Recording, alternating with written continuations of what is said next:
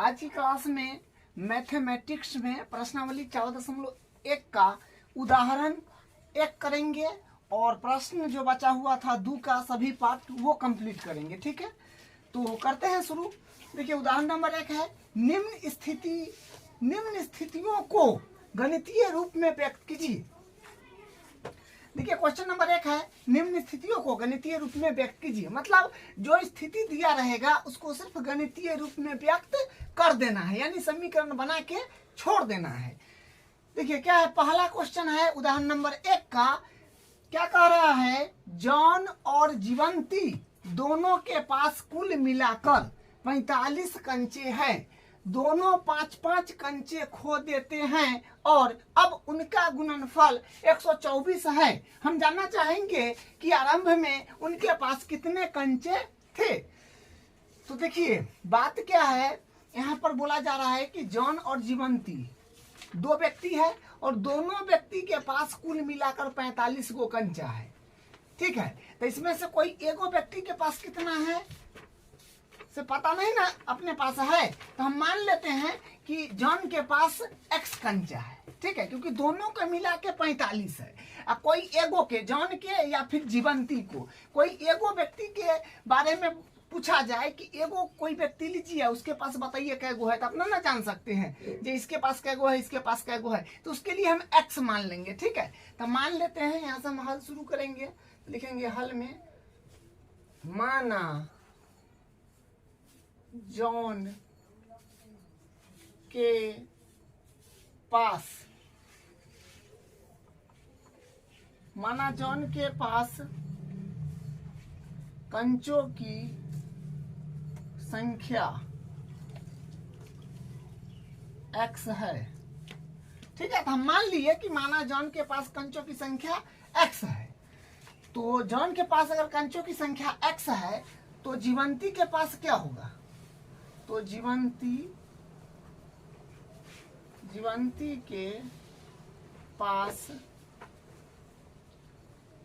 कंचों की संख्या बराबर, तो देखिए जॉन के पास x है, जॉन के पास मान लिए कि x है, तो जीवंती के पास क्या गो होगा, तो टोटल 45 गो है, टोटल कुल 45 गो है, इसके पास x है, इसमें से x घटा देंगे तो जो बचेगा वो किसका होगा, इसका होगा। इसमें से x अगर घटा दीजिएगा तो इसका होगा, तो क्या होगा इसका 45 माइनस x। अगर मान लीजिए कि हम बोलते कि अगर मान लेते कि जॉन के पास कंचों की संख्या x नहीं 20 है, मान लेते कि 20 है, तो 45 में से 20 घटाते ना, 45 में से 20 घटाते, 45 में से 20 घटाते तो कितना आता, 5-2 माने 25 गो कंचा इसको बचता, क्योंकि दोनों के पास कुल मिलाकर के 45 गो कंचा है। हम मान लेते कि चलिए इसके पास 20 गो कंचा है। ठीक है, तो इसके पास क्या गो बचता, 25 गो। कैसे, घटाने पर। तो ये सही में थोड़ी 20 गो है कि 25 गो है कि 5 गो है कि 10 गो है, वो हम थोड़ी जानते हैं, तो उसको रैंडम x मान लिए। तो जो इसके पास है टोटल 45 है, तो 45 में से हटा देने के बाद, क्योंकि 45 में से x हटा दिए तो एक पास अब बच गया जो भाई इतना है। ठीक है, तो ये बात है। अब बोला है कि दोनों 5-5 कंचे खो देते हैं, तो दोनों 5-5 कंचा खो देगा तो क्या होगा, इसके अब इस जो है जॉन के पास जो कंचा है अभी उसमें से 5 गो कम जाएगा, और जीवंती के पास जो अभी है वो उसमें से भी कम जाएगा। तो अब लिखेंगे दोनों 5-5 कंचा खो देते हैं तो उनके पास अब बचे कंचों की संख्या। तो लिखेंगे अब दोनों 5-5 कंचे खो देते हैं तो उनके पास बचे कंचों की संख्या। तो उनके पास कंचों की संख्या अब क्या बचेगा, क्योंकि अभी तो इसके पास x है और इसके पास 45 माइनस x है शुरू में। शुरू में क्या है कि इसके पास x कंचा है, इसके पास 45 माइनस x कंचा है, लेकिन उसके बाद ये 5 कंचा तक खो दिया, तो क्या होगा, इसमें से 5 कम जाएगा, इसमें से भी 5 कम जाएगा। तो वही बात लिखे हैं कि अब दोनों 5 कंचा खो देते हैं तो उनके पास बचे कंचों की संख्या। तो देखिए जॉन के पास कितना बचेगा, जॉन के पास कंचों की संख्या क्या हो जाएगा, अभी तो उसके पास x है, 5 को खो दिया माने हेरा दिया, तो 5 में से कमा दीजिए, सॉरी 5 कमा दीजिएगा तो x माइनस 5 हो जाएगा। ठीक है, 5 को खो दिया तो अभी x है, तो 5 को खो दिया तो उसमें से 5 कम जाएगा, यानी x माइनस 5 हो जाएगा। और जीवंती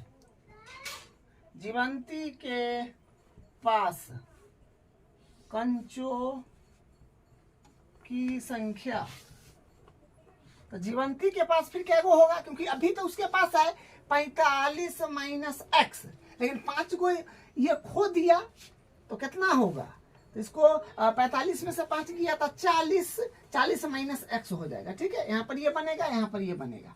ठीक है, तो अभी तक जो सिचुएशन कहा था उसके अकॉर्डिंग काम किए। अब क्या बोला है, उनका गुणनफल 124 है, मतलब गुणनफल दे दिया है, गुणनफल कितना है 124 है। उनका गुणनफल किनका, जब 5 कंचा खो दिया तो ये और ये बचा, तो इसी का गुणनफल क्या है 124 है, तो दोनों का गुणनफल कर दीजिए, ये हो जाएगा x माइनस 5 गुने 40 माइनस x और बराबर 124। ठीक है, बराबर हो जाएगा 124। अब इसको मल्टीप्लाई करिए x में इसके साथ, यानी x को पूरा के साथ करिएगा तो 40 माइनस x, फिर माइनस 5 को पूरे के साथ करिएगा तो माने 40 माइनस x बराबर 124। अब यहाँ से क्या होएगा, अब देखिए गुना करिएगा तो 40x माइनस x में x करिएगा, x स्क्वायर माइनस है तो माइनस 40 पंचे हो जाएगा 200, और माइनस देखिए माइनस में 5 माइनस में x, तो माइनस में प्लस 5x।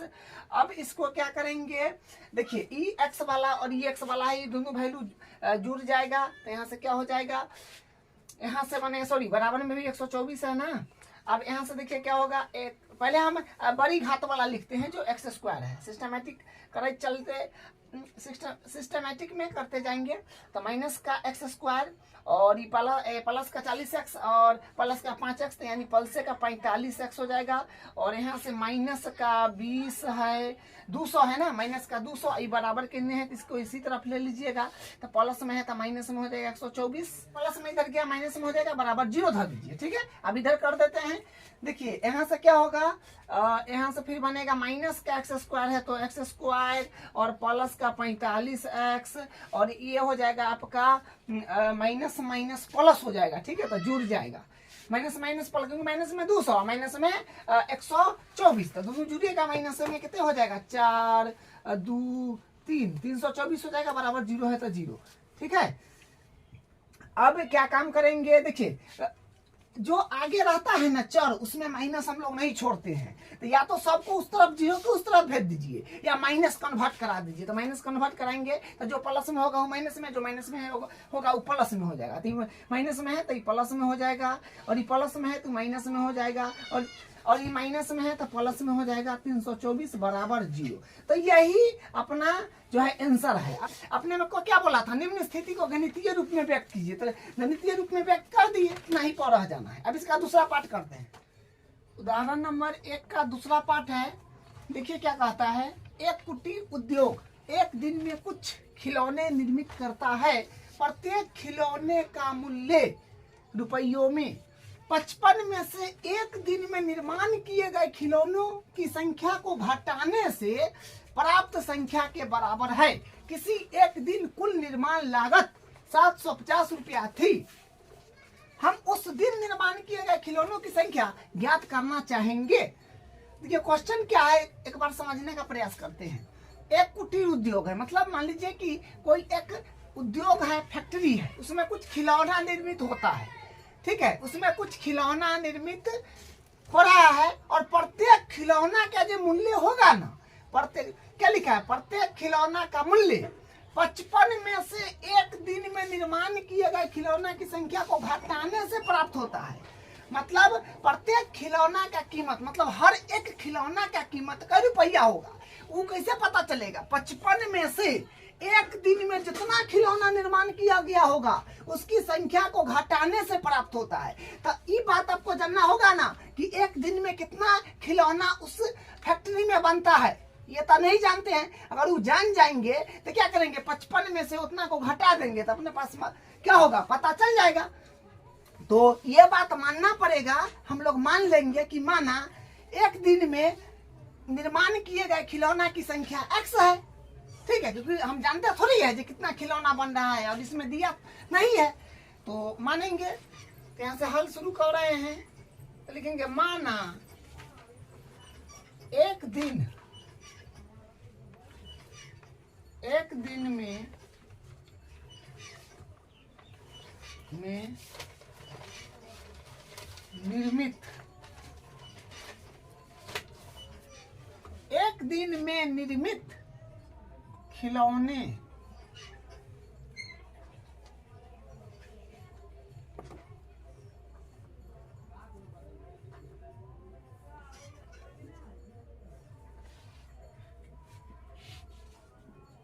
में निर्मित खिलौने की संख्या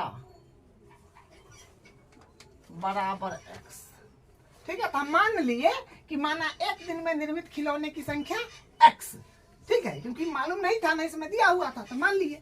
अब क्या बोला है? प्रत्येक खिलौना का मूल्य, मतलब प्रत्येक खिलौना का मूल्य क्या होगा? तो लिखते हैं प्रत्येक खिलौना या प्रत्येक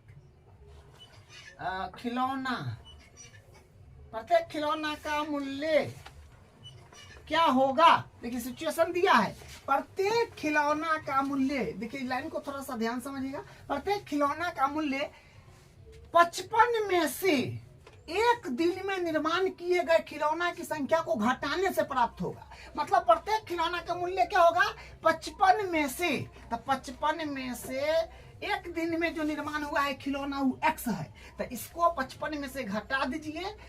वही ना बोला है, प्रत्येक खिलौना का मूल्य 55 में से एक दिन में निर्माण किया गया खिलौना, 55 में से एक दिन में निर्माण किया है x, इसको घटाने से प्राप्त होता है। तो मतलब ये हो गया किसका? प्रत्येक खिलौना का मूल्य। अब फिर क्या दिया है? के बराबर है, ठीक है, तो वो कर लिए। किसी एक दिन कुल निर्माण लागत, यानी निर्माण लागत अपने को दिया है। निर्माण लागत क्या दिया है? निर्माण लागत कितना है? किसी एक दिन कुल निर्माण लागत 750 रुपया थी। हम उस दिन निर्माण किए गए खिलौना की संख्या ज्ञात करना चाहेंगे। किस दिन? जिस दिन 750 रुपया निर्माण लागत था। तो निर्माण लागत क्या है? 750, ठीक है। मतलब एक दिन में कितना निर्माण हुआ है, निर्माण लागत क्या है, एक दिन में निर्माण लागत कितना है वो पता किया। मतलब एक सप्ताह में कोई एक दिन वो समय निकाल के वो पता किया कि निर्माण लागत कितना है, तो उसको इतना पाया गया था, ठीक है। तो निर्माण लागत जो तेल था वो हम लिख दिए। अब थोड़ा सा समझिए, इसे हम कहेंगे कि एक दिन में मान लीजिए कि 10 गो खिलौना बना, ठीक है। हम मान लिए कि उस फैक्ट्री में एक दिन में 10 गो खिलौना बना, ठीक है। अब खिलौना बिक रहा है 10 रुपये, तो क्या होगा? क्या रुपया हुआ उसका दाम? 100 रुपया। हम कहेंगे कि नहीं, एक दिन में वहाँ खिलौना बन गया 9 गो, खिलौना बिक रहा है कैसे? 10 रुपये, तो कितना होगा? 90 रुपया होगा। हम कहेंगे चलिए एक दिन में खिलौना बन रहा है वहाँ पर 5 गो, अभी बिक रहा है कैसे? 10 रुपये, तो क्या रुपया हुआ? 50 रुपया। तो ये कौन चीज है? यह निर्माण लागत है, ठीक है। निर्माण लागत इसी को बोलते हैं, निर्माण लागत। यह हुआ। तो निर्माण लागत कैसे आता है? एक दिन में निर्मित खिलौना की संख्या गुने प्रत्येक खिलौना का मूल्य से गुना किए तो वही ना आया। माने एक दिन में कितना खिलौना बन रहा है और खिलौना कैसे बिक रहा है, उसको मल्टीप्लाई करते हैं तो हमको क्या आता है? निर्माण लागत। तो यहाँ पर सूत्र बनाना चाहेंगे तो क्या बन जाएगा? एक दिन में निर्मित खिलौने की संख्या गुने प्रत्येक खिलौना का मूल्य। तो ये बात लिख देते हैं यहाँ पे। निर्माण लागत क्या होगा? एक दिन में दिन में निर्मित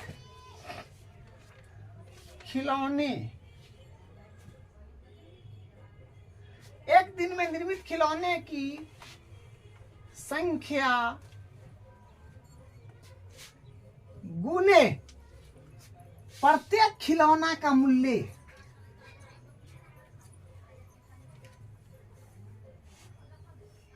या एक खिलौना का मूल्य लिख दीजिए, प्रत्येक या एक वही बात है, या एक लिख दीजिए, एक खिलौना का मूल्य।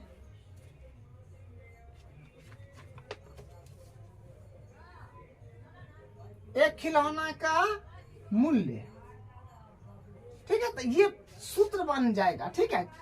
तो समझ गए। मान लिया कि 10 गो खिलौना बनाया किसी दिन 9 गो बनाया, किसी दिन 5 गो बनाया, एगो खिलौना के रूप में बेच रहे हैं आप, उसी के अकॉर्डिंग निर्माण लागत पता चल रहा है। तो वही बात यहाँ पर लिखे हैं, एक दिन में निर्मित खिलौने की संख्या गुने एक खिलौना का मूल्य। तो एक दिन में निर्मित खिलौना कितना है सर? एक दिन में निर्मित खिलौना है x, यहाँ पर होगा x, गुना है तो गुना एक खिलौना का मूल्य है ना, प्रत्येक खिलौना का मूल्य। एक खिलौना बोलिए चाहे प्रत्येक बोलिए, वही बात है। यहाँ पर प्रत्येक लिखिए या एक लिखिए, वही बात है। प्रत्येक खिलौना का मूल्य क्या है? 55 में से x माइनस, मतलब 55 माइनस x। तो प्रत्येक खिलौना की जगह प्रत्येक खिलौना का मूल्य 55 माइनस x है, तो यहाँ पर रखिएगा 55 माइनस x। बस इसको मल्टीप्लाई करिए। ई बराबर किसके है? ई बराबर है 750 के, तो हो जाएगा 750। अब इसको कैलकुलेशन करना है बस। 55 में x से करिएगा तो 55x माइनस x में x है तो x स्क्वायर बराबर 750। अब यहाँ से क्या होएगा? होएगा क्या? इसको सिस्टमेटिकली लिख लीजिए। तो यहाँ से बनेगा, पहले ई लिखेंगे अगर हम, तो क्या होगा? माइनस के x स्क्वायर और ई प्लस क्या है? 55x। और इसको भी इसी तरह पकड़ लिया है, तो माइनस में 750 बराबर 0। अब यहाँ से क्या काम करेंगे? देखिए चर में आगे चर है, उसमें माइनस नहीं रहना चाहिए, इसको कन्वर्ट करा लीजिए। तो माइनस में है तो प्लस में हो जाएगा x स्क्वायर, ई माइनस में है तो फिर प्लस में ना 55x है, तो ई माइनस में हो जाएगा 55x, और ई माइनस में है तो प्लस में हो जाएगा 750 बराबर 0। ठीक है, तो यही इसका आंसर है। x और y के मान क्या आएगा वो अपने को नहीं निकालना है, बस बोला है ना कि निम्न स्थिति को गणितीय रूप में व्यक्त, मतलब समीकरण बना के छोड़ देना, तो यही इसका आंसर है। अब इसका प्रश्नावली का प्रश्न 2 का सभी पाठ करके खत्म करते हैं। प्रश्नावली 4.1 का दूसरा क्वेश्चन देखिए क्या कह रहा है? निम्न स्थितियों को द्विघात समीकरणों के रूप में व्यक्त कीजिए, मतलब द्विघात समीकरण बना के छोड़ देना है, जैसे एग्जाम्पल में किए थे। ठीक है, फर्स्ट क्वेश्चन है, एक आयताकार भूखंड का क्षेत्रफल 528 मीटर स्क्वायर है, क्षेत्र की लंबाई मीटरों में, चौड़ाई के 2 गुने से 1 अधिक है, हमें भूखंड की लंबाई और चौड़ाई ज्ञात करना है। सबसे पहले एक फिगर बनाते हैं, आयताकार बोला है तो आयत का फिगर बना लीजिए।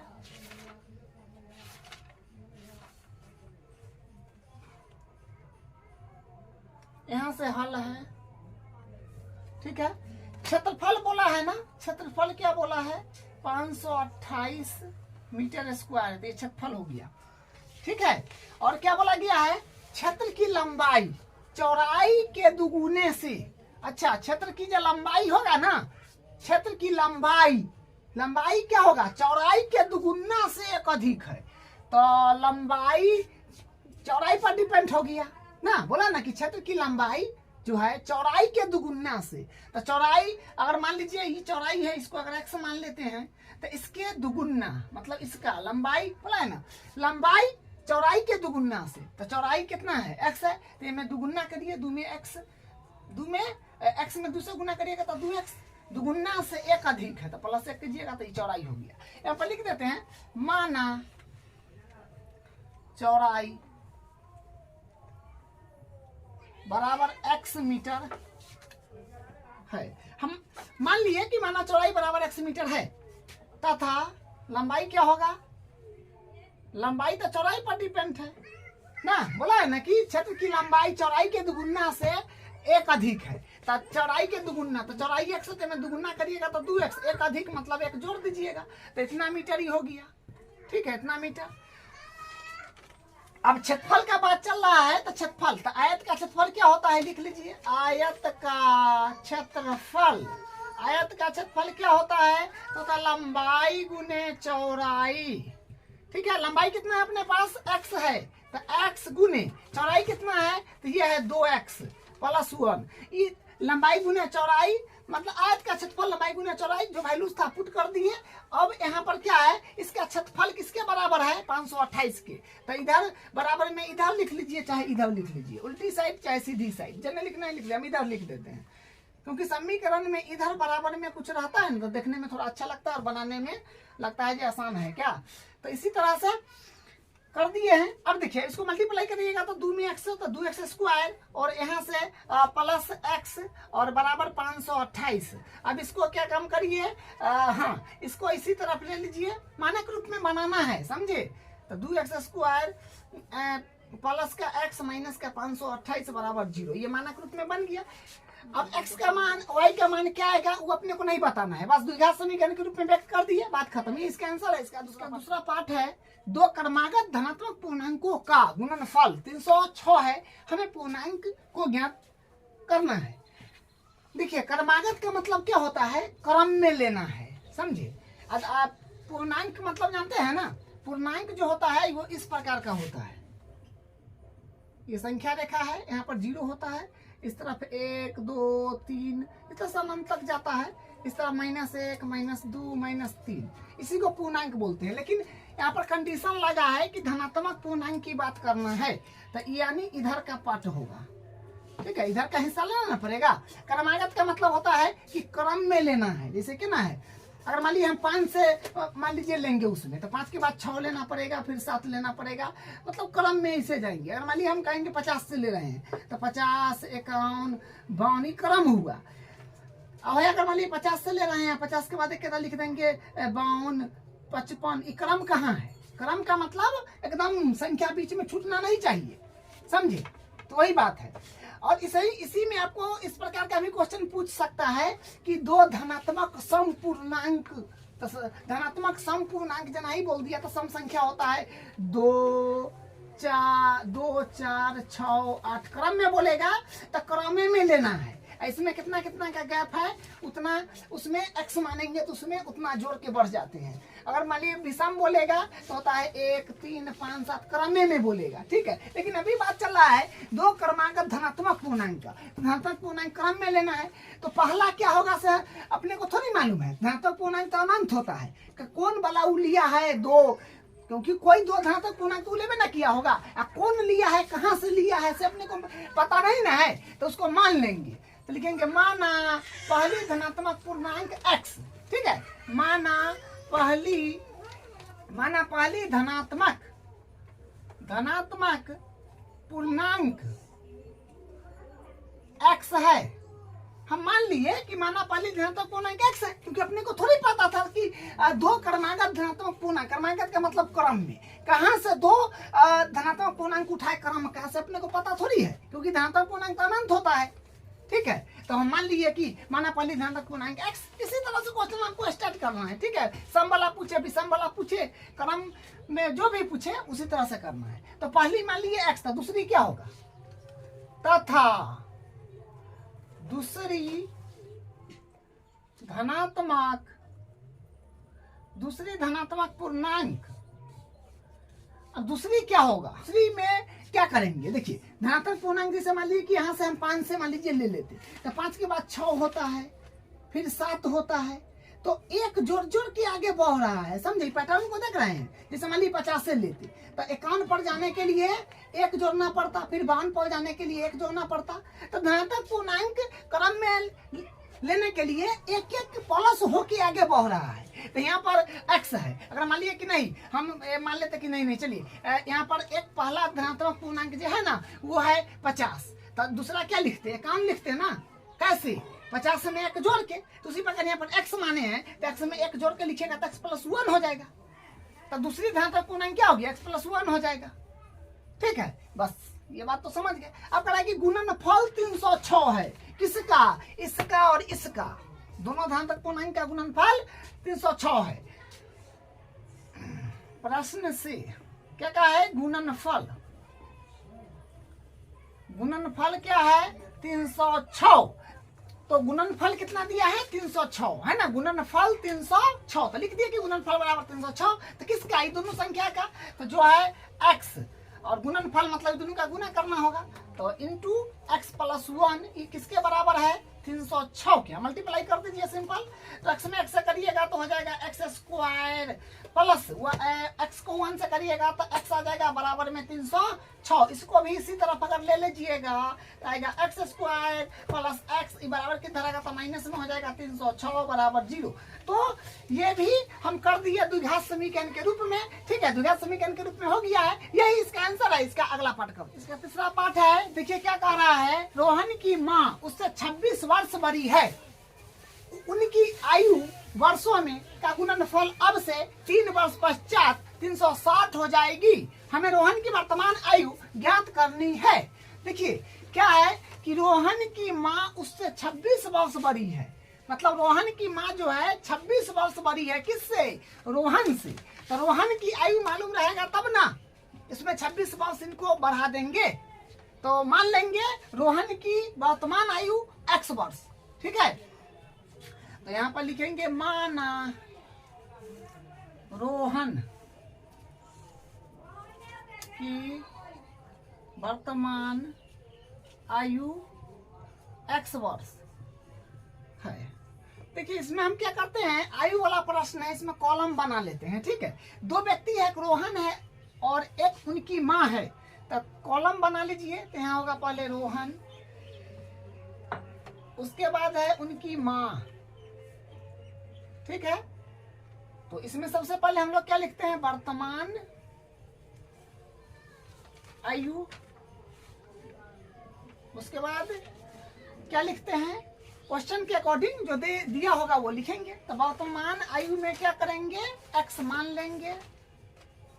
तो मान लीजिए रोहन है x वर्ष का, ऊपर माने है ना, माना रोहन की वर्तमान आयु x वर्ष, तो ये हो गया x वर्ष का, ये हो गया x वर्ष। उसकी माँ कितना होगा, बोला कि रोहन से 26 वर्ष बड़ी है, तो x में प्लस कर दीजिए 26, मतलब x में 26 जुड़ जाएगा, ठीक है। रोहन की माँ उससे 26 वर्ष बड़ी है, तो रोहन से 26 साल बड़े हैं, तो 1 साल के हैं, मैं 26 जोड़ दीजिएगा तो बड़े हो जाएंगे, तो इतना वर्ष ये हो गया। अब देखिए क्या बोला गया है, उनकी आयु का गुणनफल, हाँ गुणनफल करना है कब, अब से 3 वर्ष पश्चात। अच्छा 3 वर्ष पश्चात माने 3 वर्ष बाद, तो 3 वर्ष पश्चात लिख के x का कॉलम भरिए, 3 वर्ष पश्चात, 3 वर्ष पश्चात का कॉलम हो जाएगा अपने पास, ठीक है। 3 वर्ष पश्चात, तो 3 वर्ष पश्चात यानी 3 वर्ष बाद। अभी कोई 1 साल के है तो 3 वर्ष बाद हो जाएगा x प्लस 3 वर्ष के, ये जाहिर सी बात है, ठीक है। अभी कोई 1 साल के है तो 3 वर्ष के बाद क्या होगा, x प्लस 3 वर्ष के हो जाएगा ना। उसी प्रकार इसमें 3 वर्ष इसका भी बढ़ जाएगा, यह है अभी x प्लस 26, 3 वर्ष बाद क्या हो जाएगा, इसमें भी 3 जुड़ जाएगा, तो यहाँ से मेन क्या निकल के आ जाएगा, x प्लस 26 और 3 हो जाएगा 29, तो ये इतना वर्ष के हो जाएंगे, ठीक है। क्या किया, 3 वर्ष पश्चात बोला, 3 वर्ष पश्चात कर दिए, ठीक है।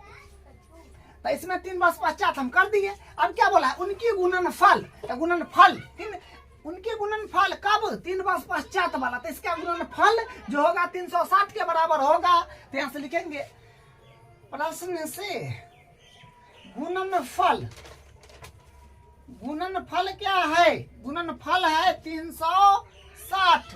कौन सिचुएशन में, उनकी आयु का गुणनफल कब, अब से 3 वर्ष पश्चात वाला सिचुएशन में। तो ये बात, इसका बात चल रहा है इसका, ठीक है। तो इसका और इसका गुणनफल करिए, तो x plus 3 into x plus 29 बराबर 360। अब इसको कैलकुलेट करना बच गया है, अब इसको कैलकुलेट कीजिए। x ये पूरा के साथ करेगा, फिर 3 पूरा के साथ क्या करेगा, गुना यानी मल्टीप्लाई करेगा, तो x ये पूरा के साथ मल्टीप्लाई कर लेगा, तो x प्लस 29, x प्लस 29, फिर प्लस 3 ये पूरा के साथ करेगा, तो प्लस 3 इससे मल्टीप्लाई करेगा 29 बराबर 360। अब मल्टीप्लाई करा दीजिए तो x में x स्क्वायर प्लस है तो प्लस 29 में x है तो 29x प्लस 3 में x है तो 3x और 29 में 3 से करिएगा तो 87 आ जाएगा। 87 बराबर 360। अब यहाँ से देखिए क्या होएगा। हाँ, अब इसको x स्क्वायर है तो x स्क्वायर प्लस 29x और 3x तो 29 और 3 31 हो जाएगा। 31x प्लस 27 29 और 3 हो जाएगा, सॉरी 32 हो जाएगा। ठीक है, हाँ तो एक्स स्क्वायर प्लस 29x और 3x तो 32x हो जाएगा। 32x प्लस 87 है तो 87 बराबर के उधर है, इसको इधर कर लीजिए तो मानक रूप में बन जाएगा। माइनस का प्लस में है तो माइनस का हो जाएगा। 360 बराबर 0। बस इतना ही काम करना था। x और y के मान क्या, सॉरी x का मान क्या आएगा वो अपने को नहीं बताना है, द्विघात समीकरण के रूप में व्यक्त करना है। हम लोग कर दिए, ठीक है, यही इसका आंसर है। इसका एक और पार्ट बचा हुआ है, उसको करते हैं। इसका चौथा पार्ट है, एक रेलगाड़ी 480 किलोमीटर की दूरी समान चाल से तय करती है। यदि इसकी चाल 8 किलोमीटर प्रति घंटा कम होती तो वह उसी दूरी को तय करने में 3 घंटा अधिक लेती। हमें रेलगाड़ी की चाल ज्ञात करनी है। देखिए क्वेश्चन को पहले समझते हैं। क्या बोला है कि एक रेलगाड़ी है जो 480 किलोमीटर की दूरी समान चाल से चलती है। समान चाल के मतलब क्या हुआ, जैसे मान लीजिए कि कोई स्टेशन यहाँ है, मान लीजिए ए है और इसको जाना है बी तक, माने बी तक मान लीजिए कि दूरी जो है, दूरी ये 480 किलोमीटर पूरी गया कहाँ तक, ए से लेकर बी तक। समान चाल के मतलब क्या होता है कि अगर वो 50 की स्पीड में चल रहा है ना तो 50 की स्पीड में चलेगा, बीच में कम बेस नहीं करेगा। मान लीजिए बीच में कोई स्टेशन नहीं है, ठीक है, उतने स्पीड में वो चला रहा है, एकदम समान। अगर 100 की स्पीड में चला है तो 100 में जाएगा, 120 के चल रहा है तो 120 में जाएगा, अगर 50 की स्पीड चल रहा है तो 50 में जाएगा। एक स्पीड में चलाते रहेगा, उसी को बोलते हैं समान चाल से तय करती है। ठीक है, तो दूरी कितना समान चाल से तय कर रही है, 480 किलोमीटर। दूसरा सिचुएशन क्या है, यदि इसकी चाल 8 किलोमीटर प्रति घंटा कम होती। अब क्या कह रहा है कि आप चाल को कमा दीजिए, मतलब चलाइए तनी स्लो में। और मान लीजिए कि कोई आदमी बाइक से जा रहा है 50 की स्पीड में रोक देना कुछ दूर, तो उसको मान लीजिए 10 मिनट लगता है। अब उसको कमा के 40 की स्पीड से जाएगा तो समय क्या होगा, बढ़ ना जाएगा। 50 की स्पीड से जाता था तो 10 मिनट लगता था, 40 की स्पीड से अब कमा के जाएगा तो हो सकता है 12 मिनट लग जाए। तो चाल बढ़ाइएगा तो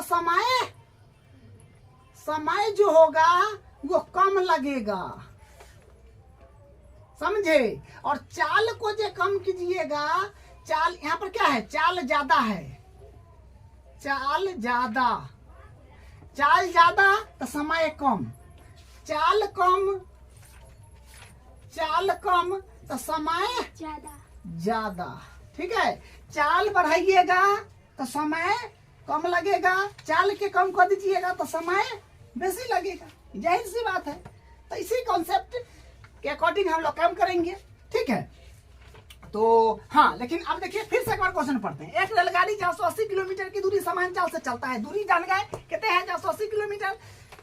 यदि इसकी चाल 8 किलोमीटर प्रति घंटा कम होती, ठीक है, चलिए कम कर दिया, लेकिन चाल कम कर दिया, लेकिन कौन चाल से रेलगाड़ी चल रहा है ये तो पहले बताया नहीं किया, कहीं पर बताया है, सीधे लिखा है कि एक रेलगाड़ी 480 किलोमीटर की दूरी समान चाल से चल रहा है। ठीक है साहब, उसकी चाल 8 किलोमीटर प्रति घंटा कम करेगा, तो चाल के कह के चल रहा है ये कहाँ मालूम है, कम कर दिया, चाल कह के ऐसे पते नहीं है तो मान लेंगे। माना रेलगाड़ी की चाल x किलोमीटर प्रति घंटा, तब ना उसमें कमा देंगे, चाले मालूम नहीं है तो मान लीजिए। तो यहाँ पर लिखेंगे, हल है यहाँ से, ठीक है, तो लिखेंगे माना रेलगाड़ी की चाल x किलोमीटर प्रति घंटा। चाल मतलब कहीं पर जा रहा है, चल रहा है, कितना दूरी जा रहा है, तो उसमें समय लगेगा कि नहीं, समय तो लगेगा। तो समय का फॉर्मूला आप जानते हैं, जो होता है समय बराबर दूरी बट्टा चाल। ठीक है, समय बराबर दूरी बट्टा चाल। सब समय क्या है इस सिचुएशन में, तो समय का कोई बातें नहीं है, तो समय को मान लेंगे t1, ठीक है, बराबर दूरी, हाँ सर दूरी तो है ना 480, तो 480 बट्टा चाल, हाँ चाल तो माने है x है, तो ये x हो जाएगा। इसको मान लीजिए इक्वेशन नंबर 1। अब दूसरा सिचुएशन क्या है, यदि चाल 8 किलोमीटर प्रति घंटा कम होता है, अभी क्या चाल से चल रहा है, x की चाल से, अब क्या करेगा, करें 8 किलोमीटर प्रति घंटा कम करेंगे, तो कम करेंगे तो x माइनस 8 हो जाएगा। तो लिखिए अब नई चाल, क्योंकि चाल तो अब नया चेंज हो गया, तो नया चाल हो गया। अब नई चाल, नई चाल कितना हो जाएगा, या फिर लिखिए अब नई, अब रेलगाड़ी की नई चाल, याद ऐसे लिख लीजिए या फिर ऐसे छोड़ दीजिए। अब नई चाल, तो नई चाल क्या हो जाएगा, अभी x के चल रहा है, क्या कह रहा है कि 8 किलोमीटर प्रति घंटा कम करना है, तो इनमें से कम कर दीजिए, माने कम कब होता है, घटाइएगा तब तो कम होगा, तो x माइनस 8 किलोमीटर प्रति घंटा। अब यहां से देखिए चाल है, तो मतलब दूरी समय है, दूरी है चाल है, तो वहां पर गया होगा तो समय तो लगभग किया होगा, तो समय जो हो जाएगा, समय बराबर होता है दूरी बट्टा चाल, ठीक है।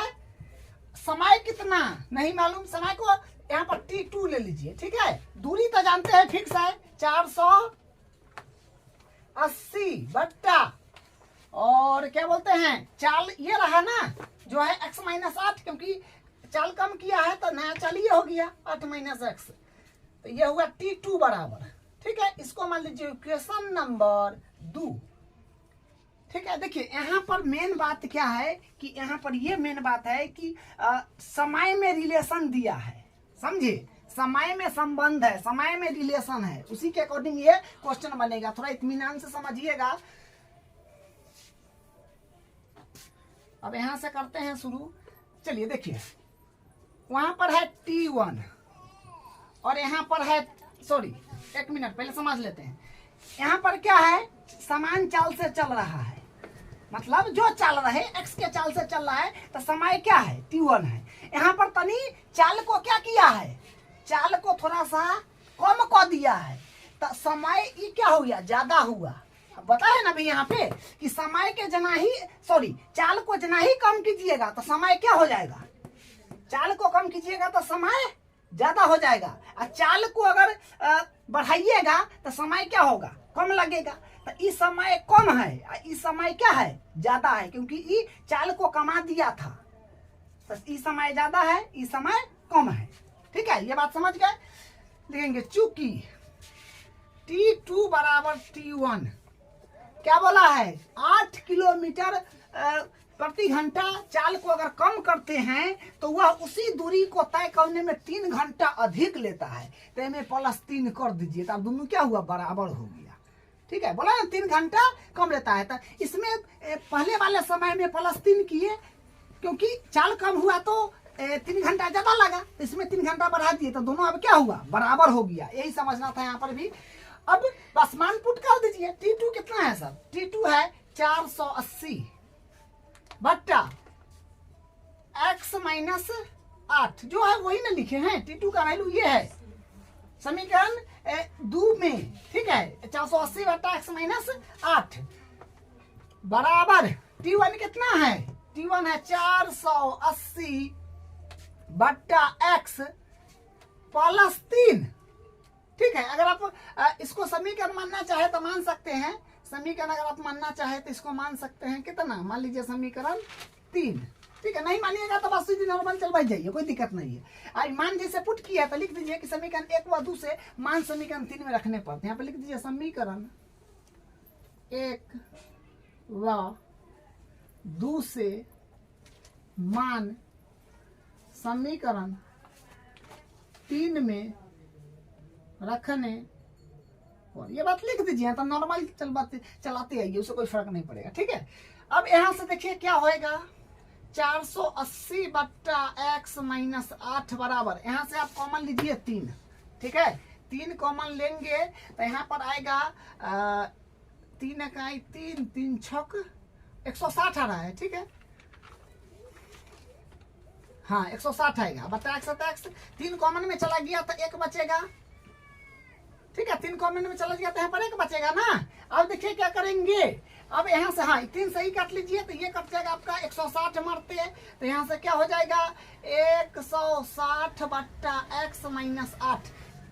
ठीक है, तो यहाँ से क्या आया 160 बट्टा x माइनस 8। अब इसको भी इसी तरफ ले लेते हैं तो क्या होगा, प्लस में है 160 या फिर इसको एलसीएम भी कर लीजिए। ठीक है, तो यहाँ से आ गया 160 बट्टा x माइनस 8 बराबर, अब इसको एलसीएम करिए, पहले एलसीएम करिए तो 1 आया x का तो x आएगा तो x से कहीं x तो 160 एक आई 160 प्लस 1 में x तो x से आ जाएगा यहाँ पर। ठीक है, अब यहाँ से क्या होगा क्रॉस मल्टीप्लाई कर लीजिए, इसमें इससे और इसमें इससे।